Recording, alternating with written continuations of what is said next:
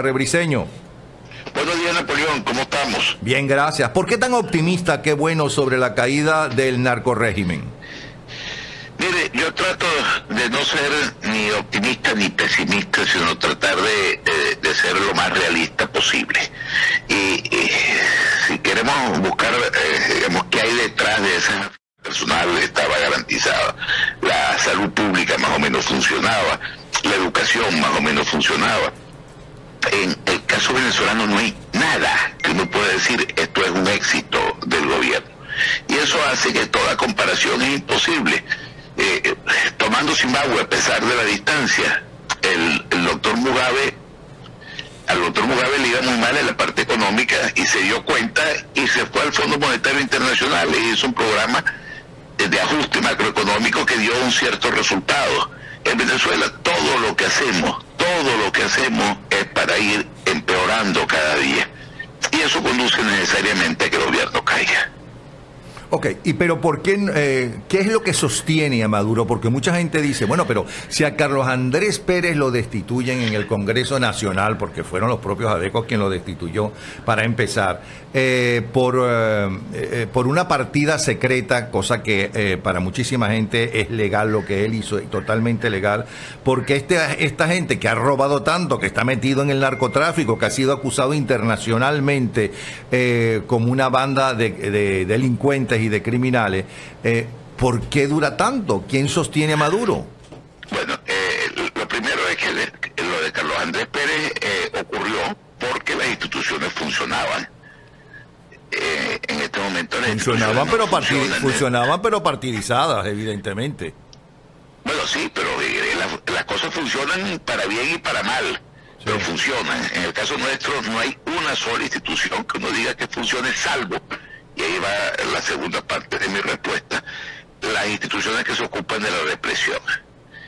Y entonces el gobierno de Maduro, con la asesoría cubana, posiblemente con algo de asesoría rusa también, ha montado todo un tramado de eso que llaman inteligencia, que es el manejo completo de la información sobre lo que el adversario está haciendo, la penetración de los movimientos opositores, la infiltración, el soborno, y eso le da un poder importante porque los venezolanos nos sentimos vigilados, perseguidos, acorralados.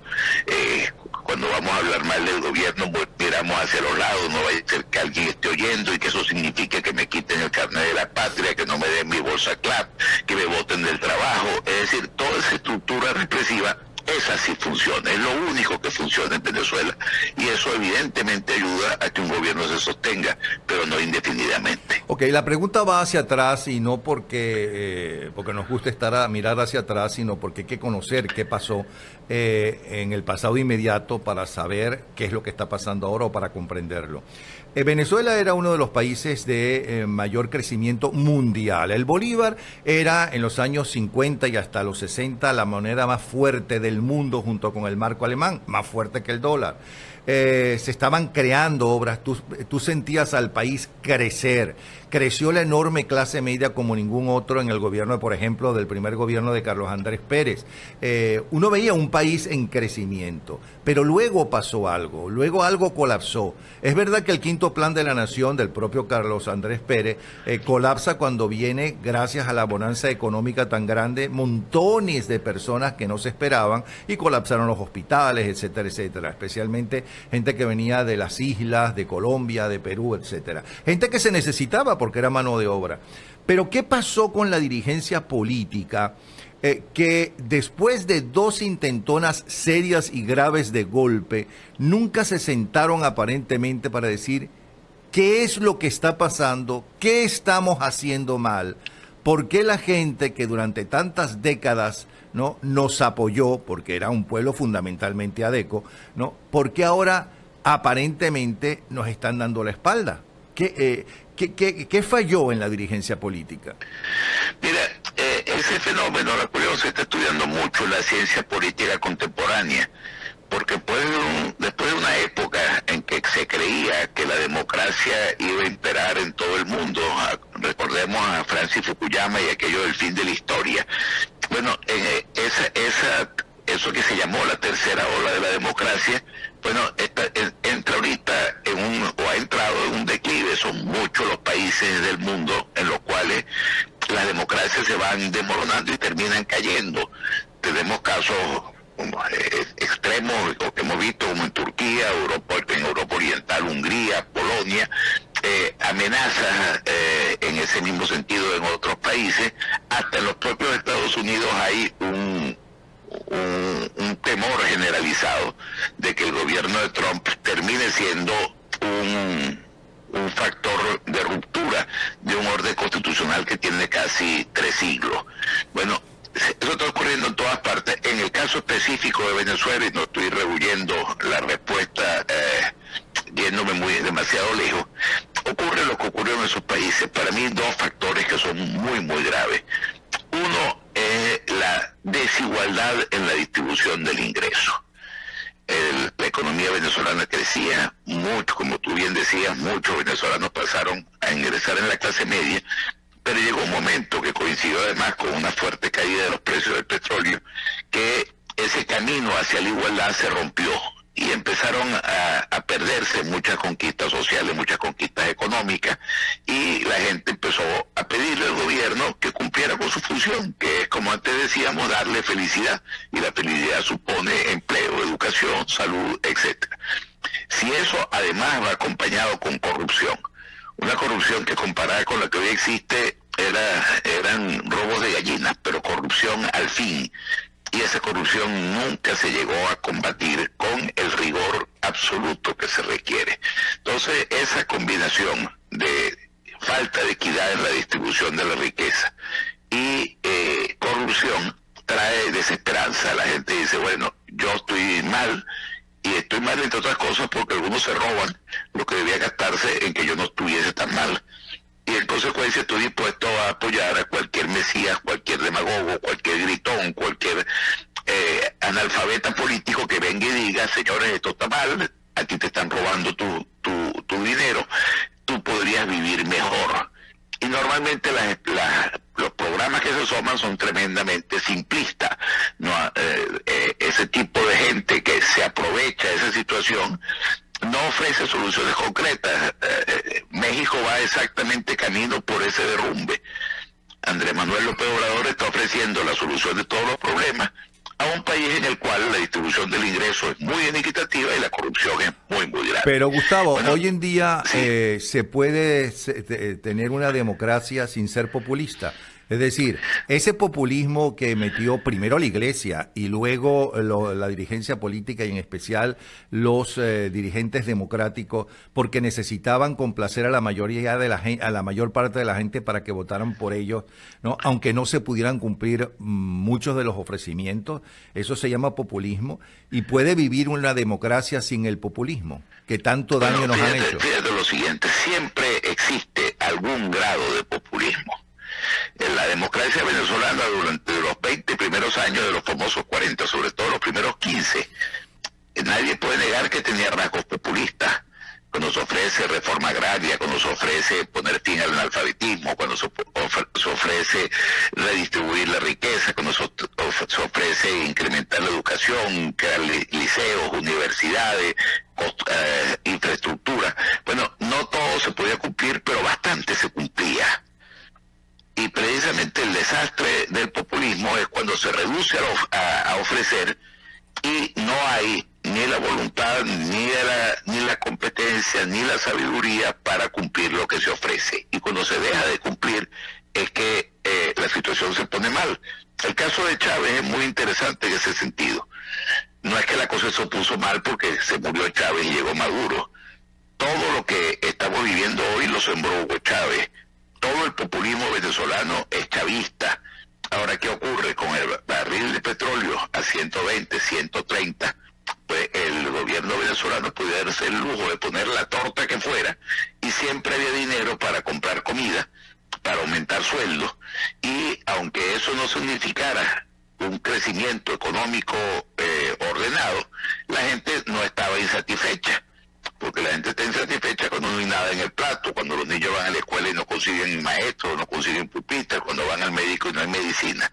Cuando el dinero del petróleo le permitía a Chávez suplir las carencias que su política económica había generado, pues la gente no se daba cuenta, y por eso el derrumbe se presenta cuando los precios del petróleo se vienen abajo, y un país que se acostumbró, y eso le ocurre hasta a las personas que se ganan la lotería, pues se acostumbran a vivir sin trabajar, sin mayor esfuerzo, a que todo les viene como una especie de milagro, y bueno, y cuando se acaban los reales se consiguen que la situación es un hueco del cual no pueden salir, y eso es un poco lo que pasa en Venezuela y ha pasado en muchos otros países, y en todos esos países la situación en algún momento ha revertido.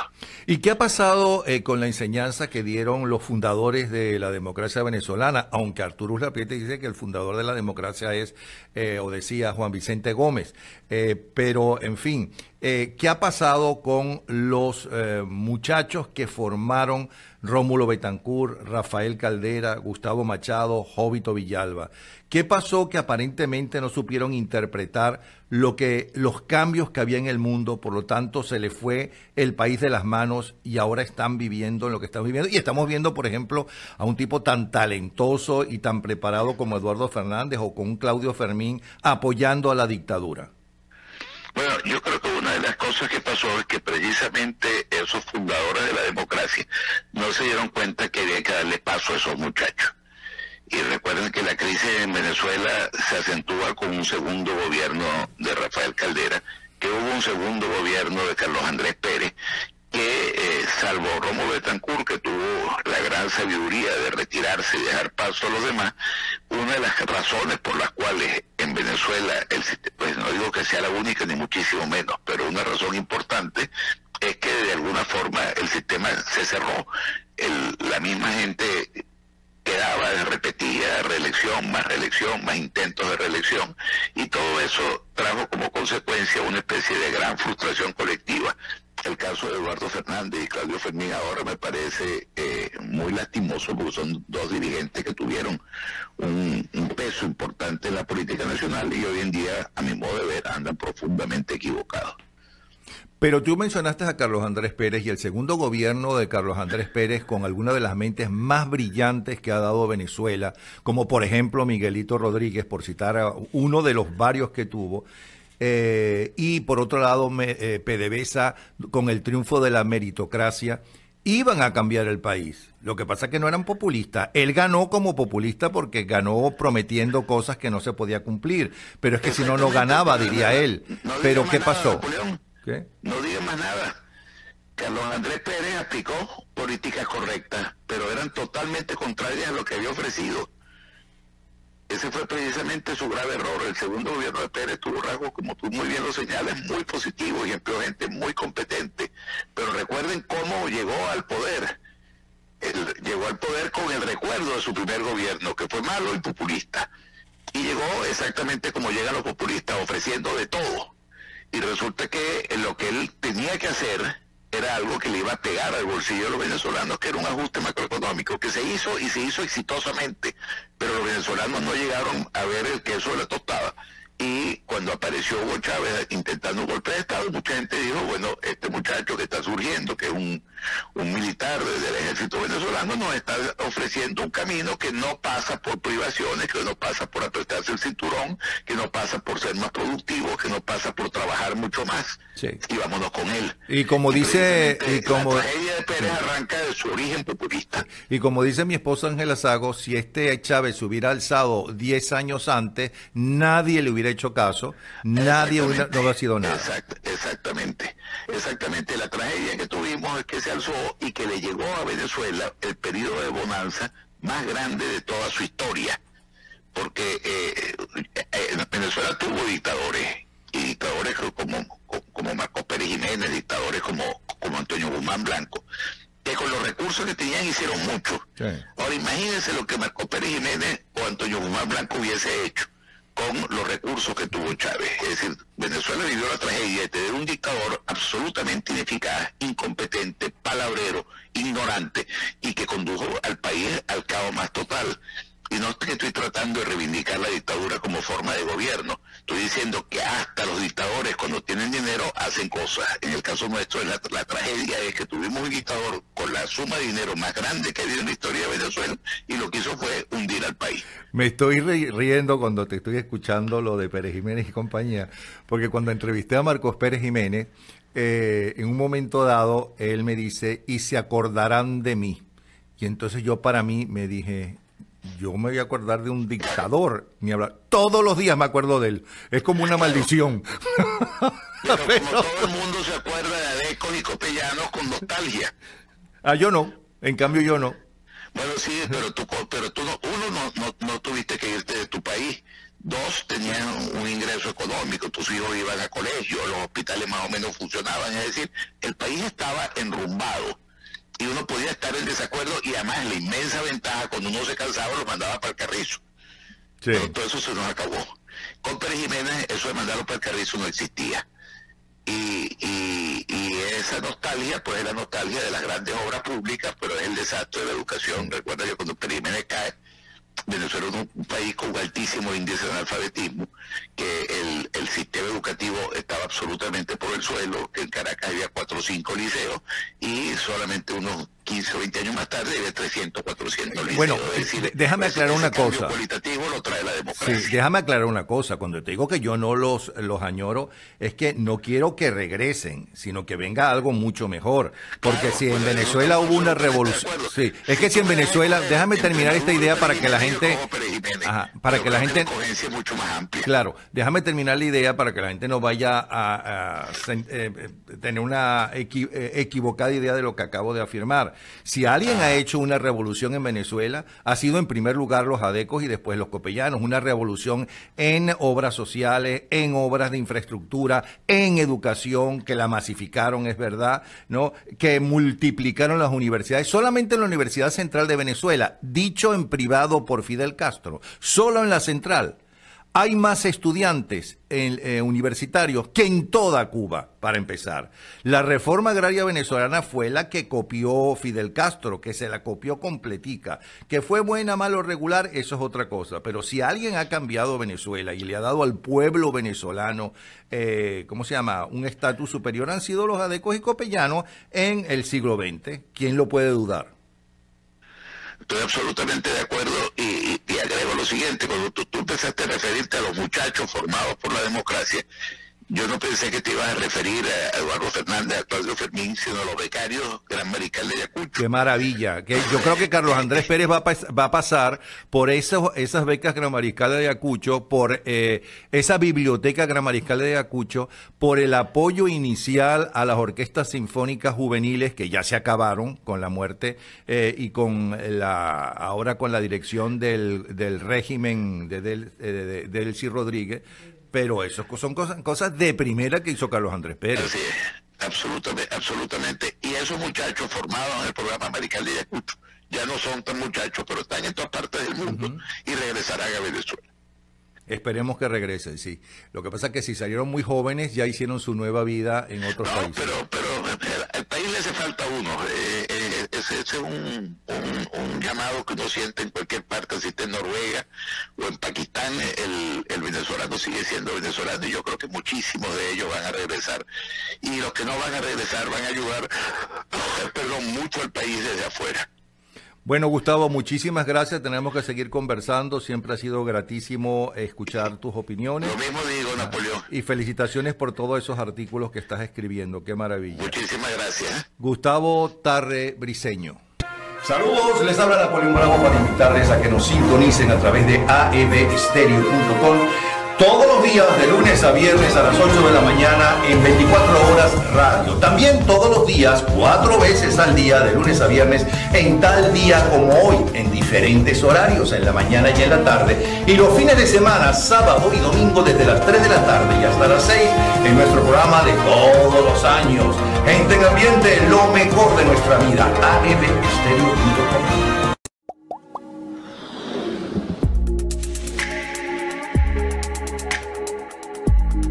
Nuestro país más cerca de ti con AEV Estéreo. Descarga la aplicación para Android o iPhone en el Google Play y App Store. Escucha tus programas de humor, noticias, deportes y actualidad por la radio de los venezolanos en el mundo. AEV Estéreo, tu país más cerca de ti.